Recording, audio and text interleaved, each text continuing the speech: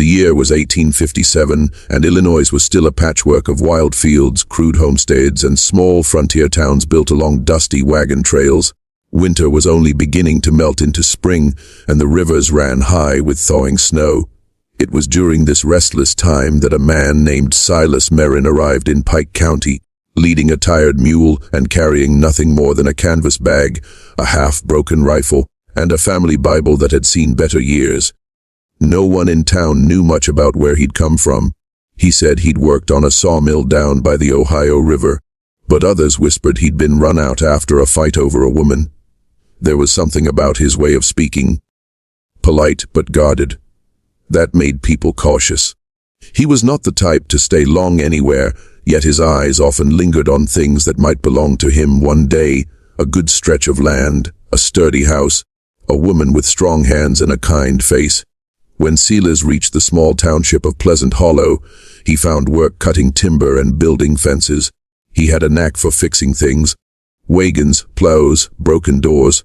And soon enough, word spread that he was the man to call if you needed a job done right. But though he was friendly enough, no one could say they really knew him.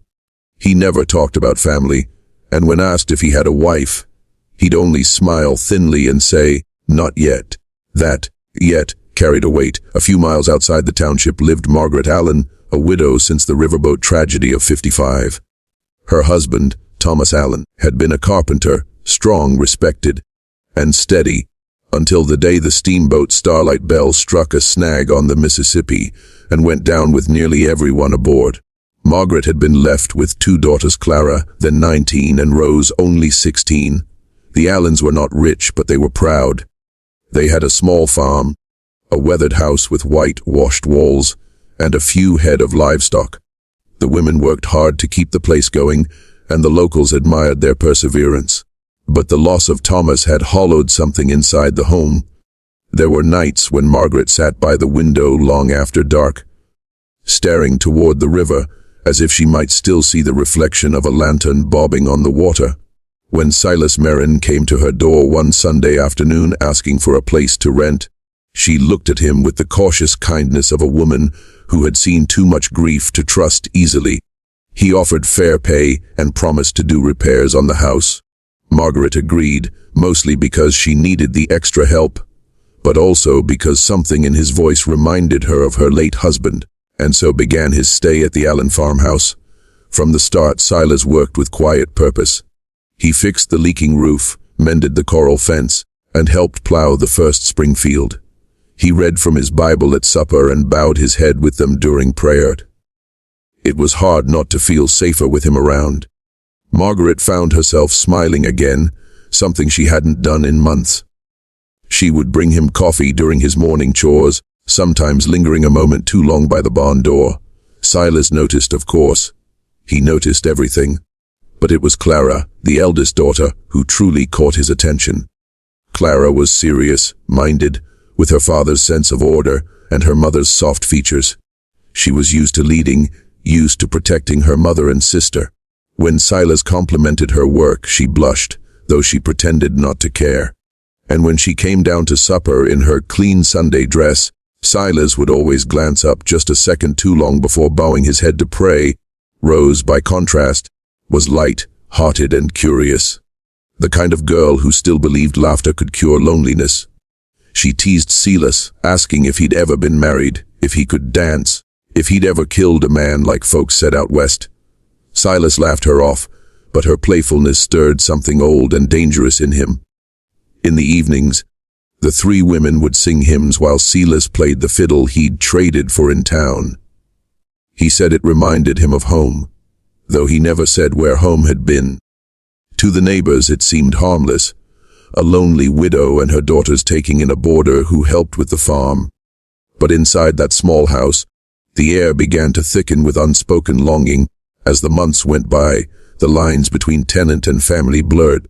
Silas built them a new chicken coop, helped mend the barn roof, and even carved a cradle for the baby goat Rose had rescued.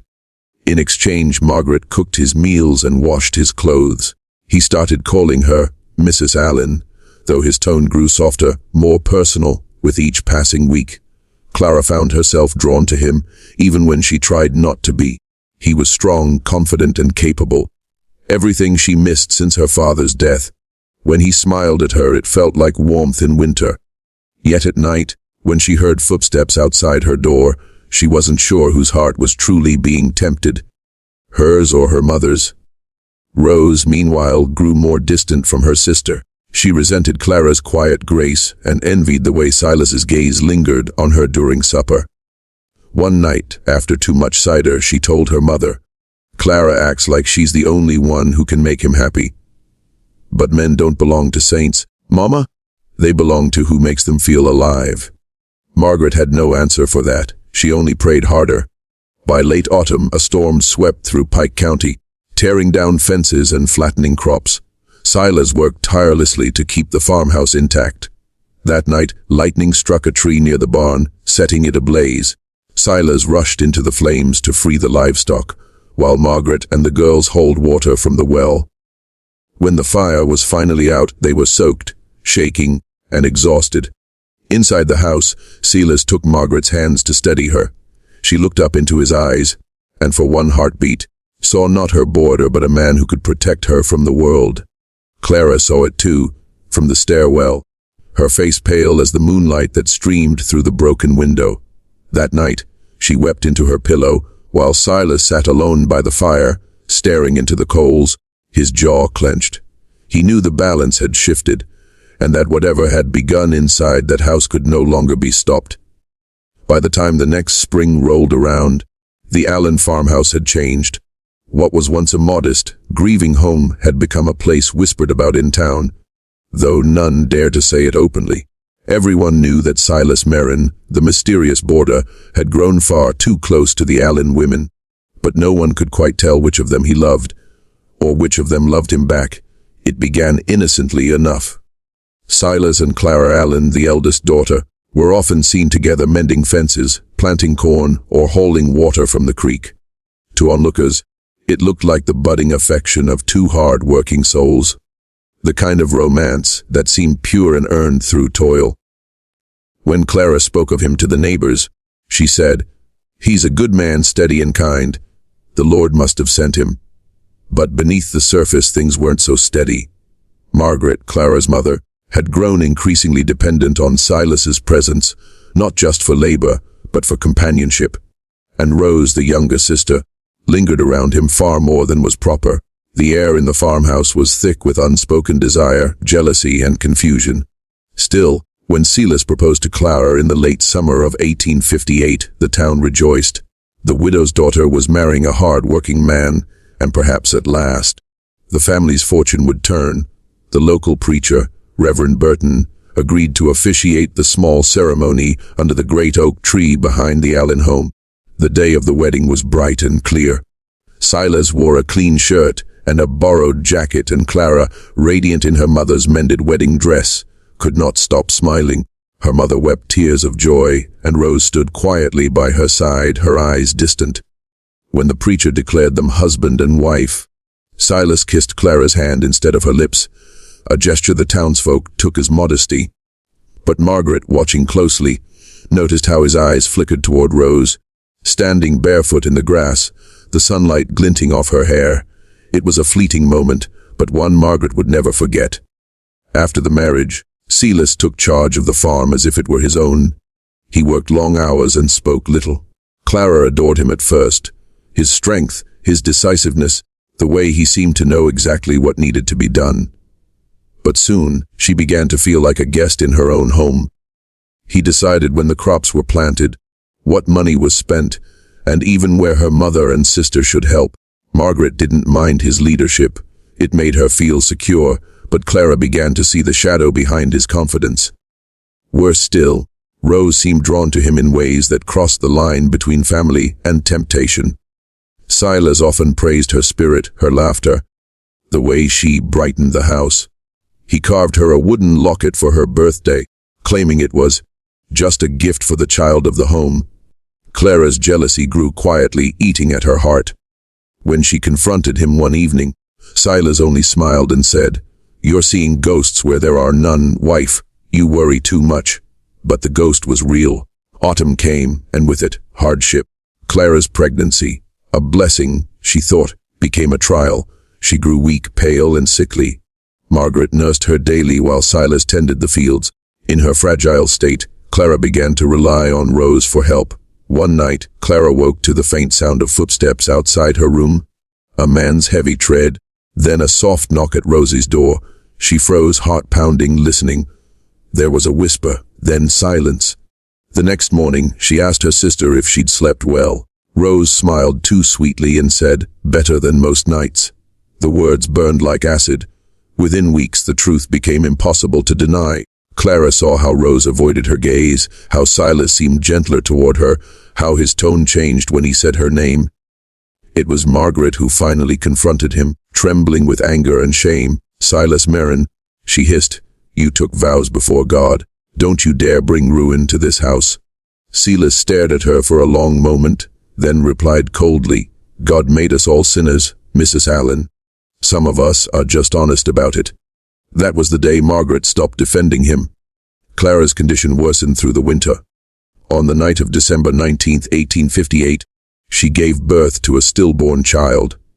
The doctor from town did what he could, but the silence that followed the baby's birth was heavier than any wail. Silas stood in the corner, face blank as if carved from stone. For days afterward, he barely spoke. Clara wept alone, while Margaret prayed endlessly for forgiveness, though she wasn't sure whose sin she was asking God to forgive. Then, one bleak morning in January, Rose confessed that she was carrying Silas's child. She said it softly, trembling eyes full of shame. Clara dropped the cup she was holding. It shattered on the floor. Silas did not deny it. In a moment of fury and heartbreak, Clara struck him across the face and screamed that he was cursed. He only said, "Maybe so, but the world cursed me long before you did." That night, Silas packed his belongings and moved into the barn. By the next Sunday, word had spread across Pleasant Hollow. The townsfolk were outraged. Reverend Burton refused to speak to Silas again. No one in the county would baptize Rose's unborn child, let alone marry her to her brother-in-law. But Silas cared little for laws or gossip. 3 months after Clara's loss, he divorced her, not through any court, but by his own written declaration, witnessed only by 2 men he'd paid in whiskey. Then, in a crude ceremony of his own making, he took Rose as his wife. There was no preacher, no ring, no blessing, just Silas's voice reading from his Bible beneath the same oak where he had married Clara. "What God joins, no man shall tear asunder," he read aloud, his voice steady. Then, looking at Rose, he added, "And what man joins, God will have to reckon with." The town called it an abomination, a sin against both law and heaven.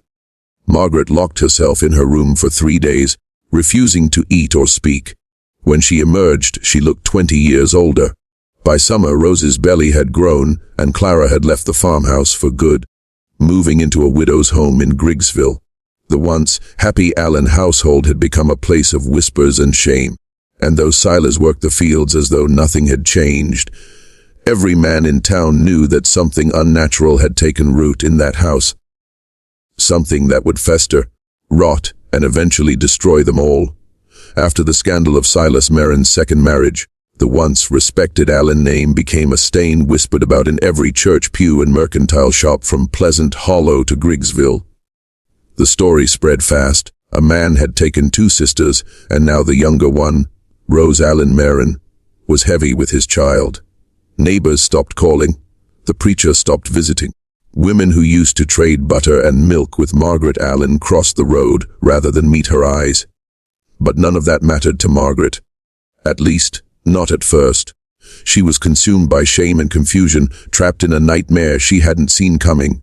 Her eldest daughter, Clara, had gone away, broken, silent, her faith crushed, while her youngest lay in bed at night clutching her belly, whispering to the child she should never have conceived. And the man at the center of it all, Silas, moved about the farm like a shadow that refused to die. Margaret could not bring herself to forgive him, yet she could not cast him out. He was the only man left to tend the fields, fix the roof, and split the firewood. Without him, the farm would rot. Without the farm, she and Rose would starve. She told herself she kept him there out of necessity, not mercy. But deep down, she knew that wasn't true. There was something else binding her to him, something darker.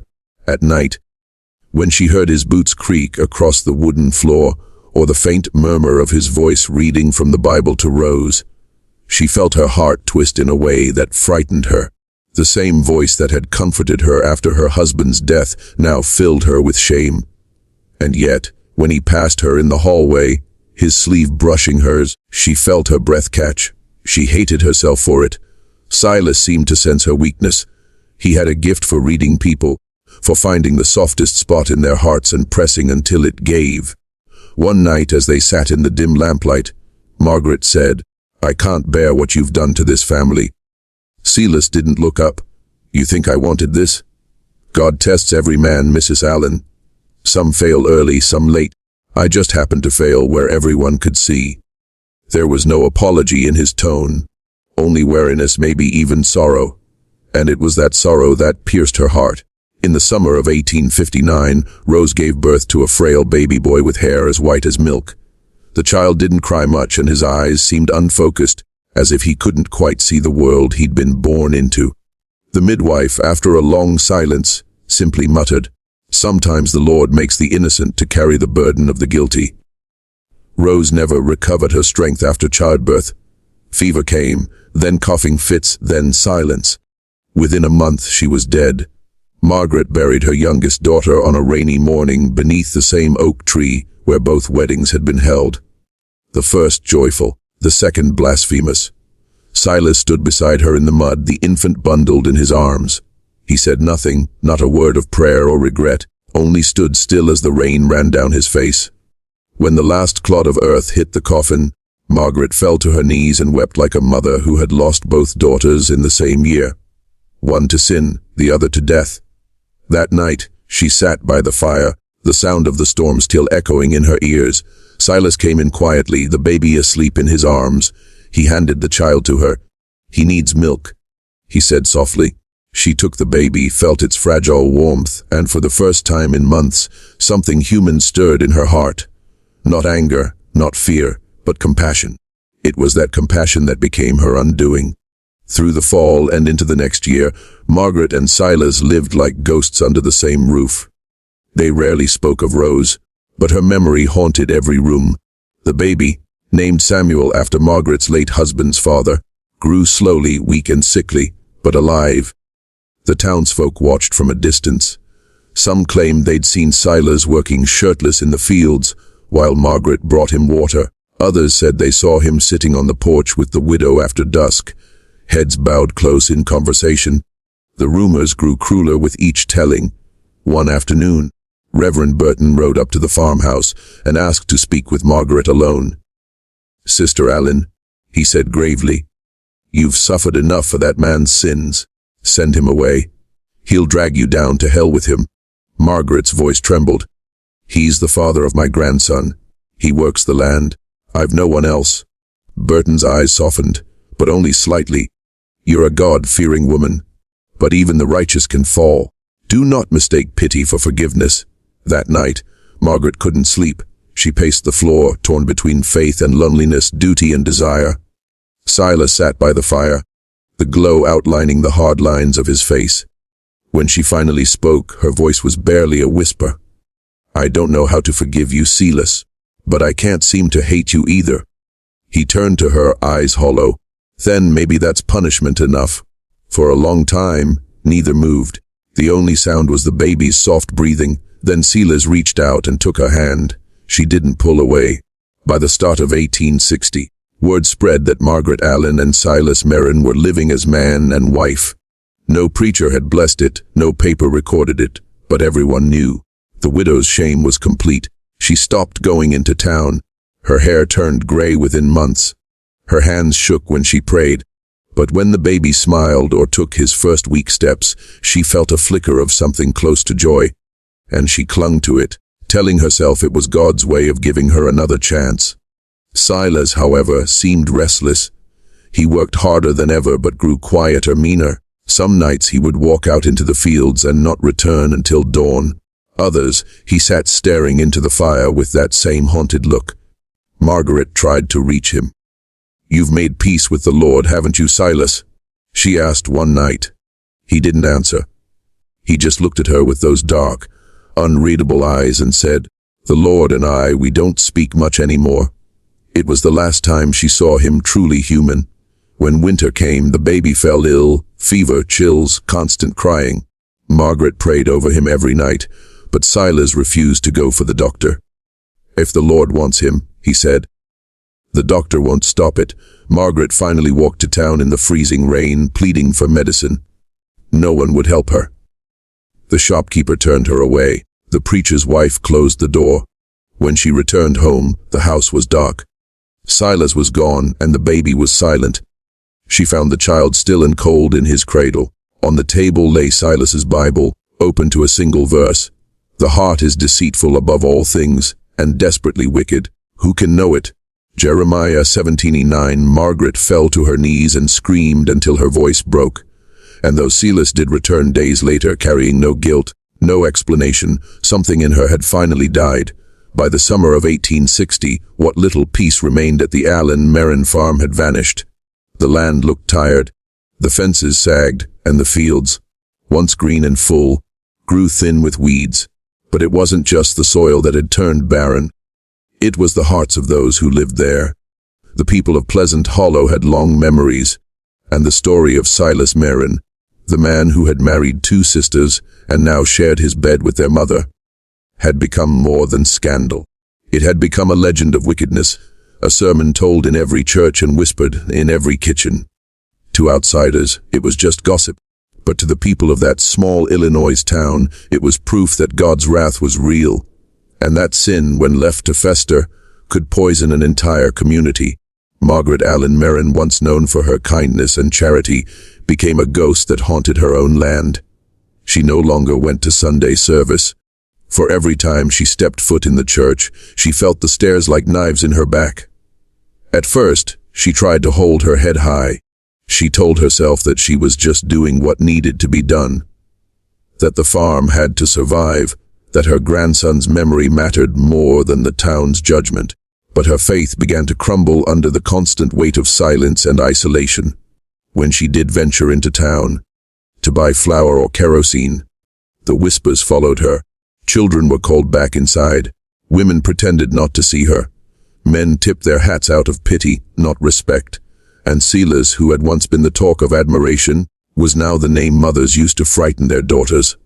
"You stay away from men like Silas Merrin. They bring nothing but ruin."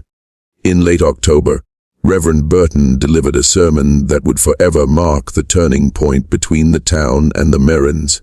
His voice boomed through the small white chapel as he declared, "There is corruption among us, sin that walks the fields and eats the harvest of the righteous.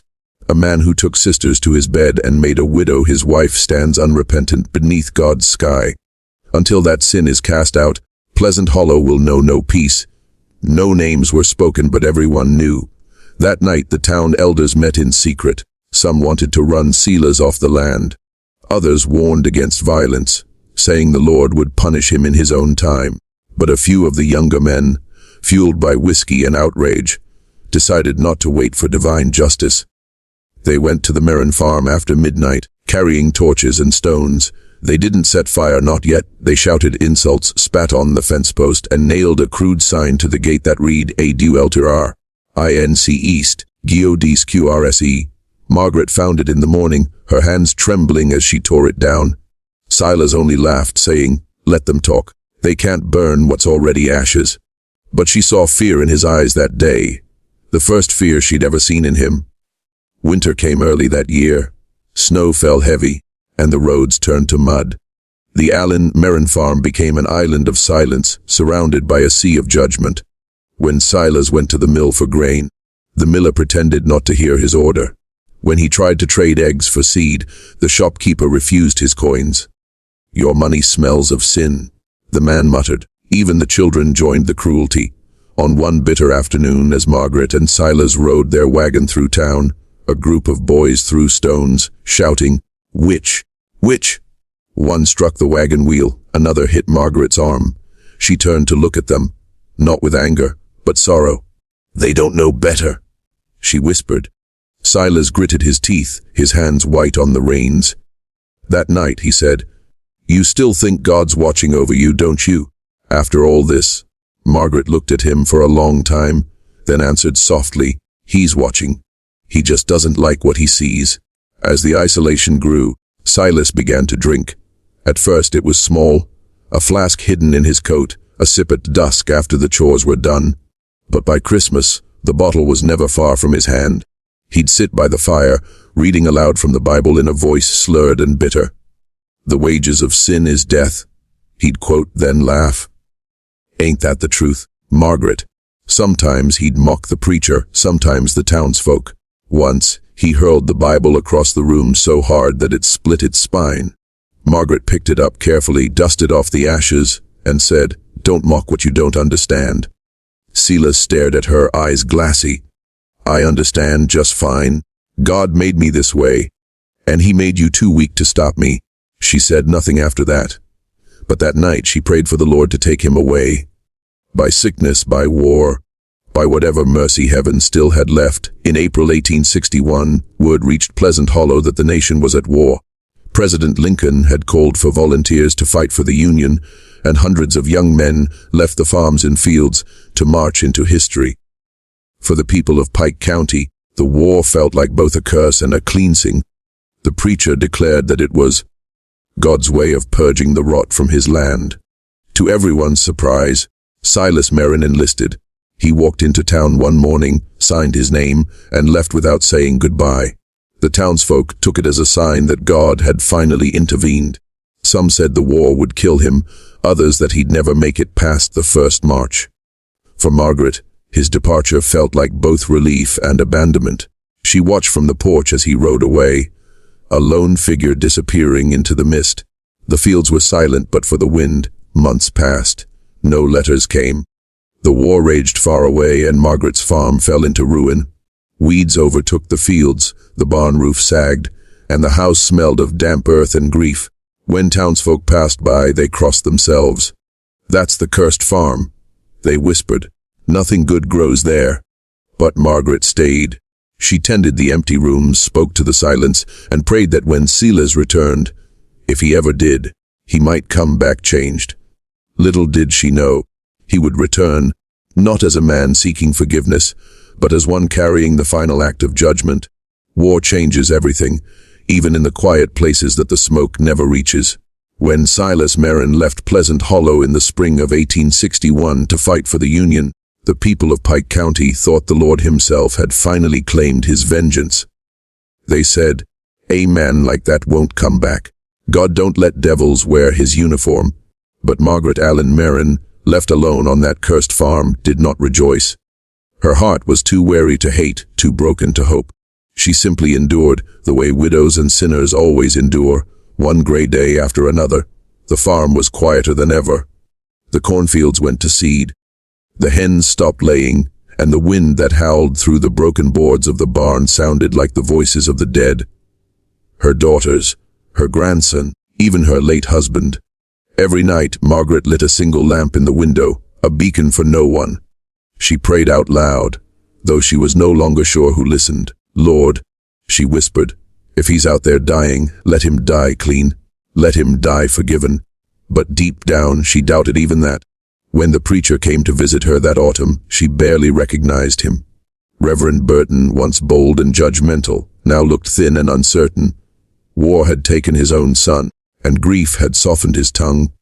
He found Margaret shelling beans on the porch and said, "Sister Allen, I heard Silas marched with the 73rd Illinois. The Lord may yet show mercy." She smiled sadly. The Lord's mercy and his punishment wear the same face sometimes. Burton hesitated, then asked quietly, "Do you love him still?" Margaret stared out at the empty fields. "I don't know what I feel. Maybe I just got used to the weight of him." The preacher nodded, left a loaf of bread on the step, and rode away without another word. Through 1862, the newspapers brought news of battles fought far away, Shiloh, Corinth, Perryville. Each time she saw the lists of the dead, she searched for Silas's name. It was never there.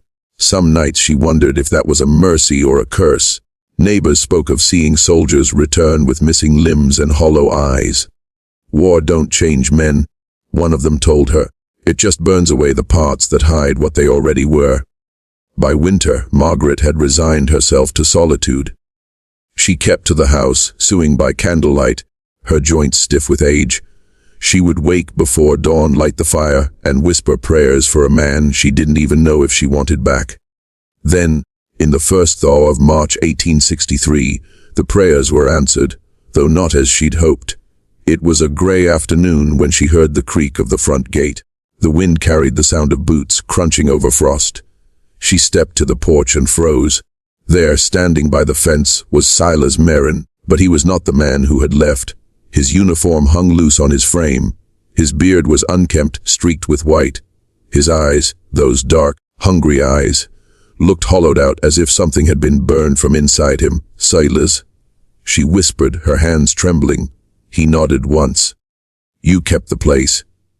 Margaret wanted to rush to him to ask where he'd been, what had happened. But something in his expression stopped her. He wasn't looking at her with longing or even shame. He was looking at her like a man looking at his own grave. He walked past her without another word and went straight to the barn. She watched him from the doorway as he touched the walls, the tools, the floorboards, as though testing if they were still real.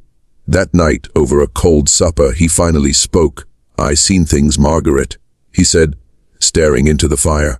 "Men torn in half, boys crying for their mothers. I thought war might wash me clean.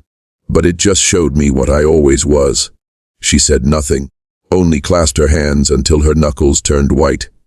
After a long silence, he added, "God didn't kill me out there. Maybe he left me alive so I could finish what I started." Margaret didn't ask what he meant. She was too afraid to know. Over the next few weeks, Silas worked the fields in silence. He refused to go into town. The neighbors whispered that he'd gone mad, that the war had scrambled his mind, or that he'd deserted. Margaret tried to help him heal, but the old warmth between them was gone. The house felt colder, even with both of them in it. Sometimes she'd wake in the middle of the night to the sound of his voice, low, muttering prayers or curses. Once, she found him kneeling before the fireplace, clutching his Bible with shaking hands. "They all burned," he said when he saw her. "Every sin, every lie. But mine still walks." He looked up at her then, eyes fever bright. "You ever wonder why God lets some folks keep breathing when they're already dead inside?" Margaret reached out to touch his shoulder, but he pulled away. "Don't pity me," he snarled. "You did your pitying years ago." After that, he stopped sleeping indoors. He made a bed for himself in the cellar, the same root cellar where he had once stored harvests, now damp and empty. He said he preferred the dark. By the winter of 1863, the snow came hard and unrelenting. The river froze, the crops died, and the farm fell into silence. One night, a lantern glow flickered from the cellar. Margaret, sensing something wrong, went down the steps. The smell of whiskey and gunpowder filled the air. Silas sat on a crate, his rifle across his knees, the Bible open beside him. "I'm done waiting for God," he said quietly. "He's had his chance." Margaret's voice shook. "Silas, please don't do this. There's forgiveness still." He looked at her with something like pity. "Not for folks like me. Not for folks like you, neither. We already took what he never meant us to have." Before she could answer, he rose, his face set with grim calm. "Go upstairs, Margaret. Pray if you want. Just don't come back down." She fled, heart pounding, tears streaming. She waited by the fire, clutching her rosary until dawn.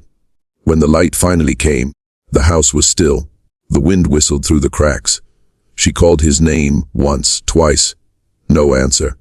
In the cellar, she found the rifle leaning against the wall, untouched. The Bible lay open to Romans 6:23, "For the wages of sin is death," and on the dirt floor beside it, a single pair of boot prints led to the storm door and vanished into the snow. Silas Merrin was never seen again. The town said he must have frozen in the woods or drowned in the river. Others whispered he'd gone west to start over. But Margaret never believed either tale. She lived another year alone, keeping the lamp lit each night until her strength failed. When neighbors finally found her lifeless in her chair, the lamp was still burning beside her, the flame small, trembling, and almost out.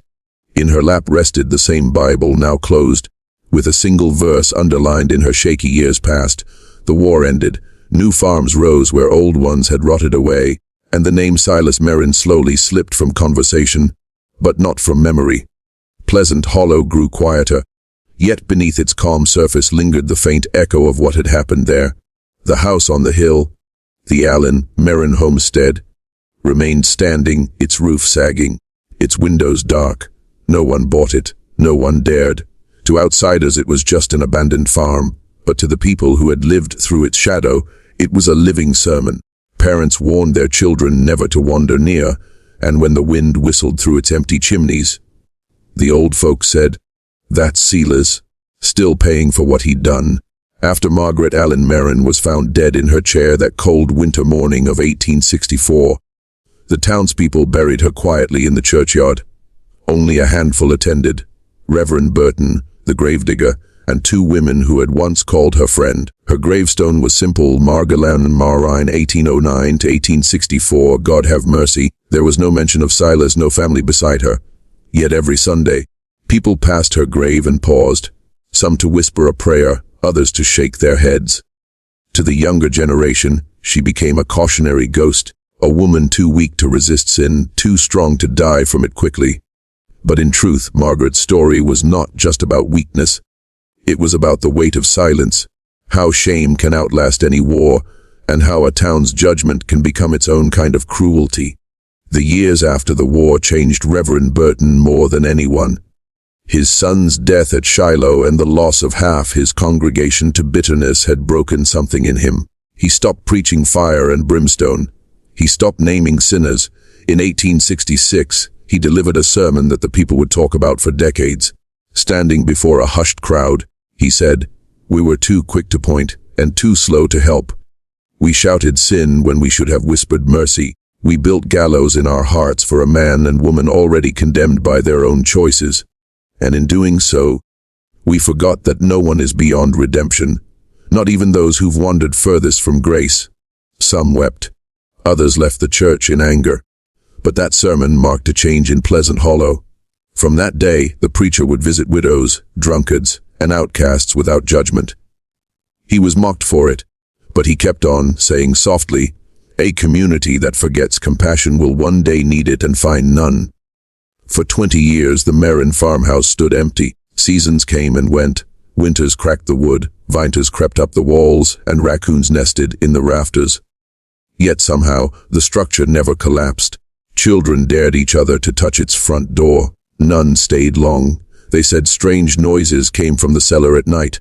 Footsteps, sometimes voices. One boy swore he saw a lamp flickering in the window, though no one lived there.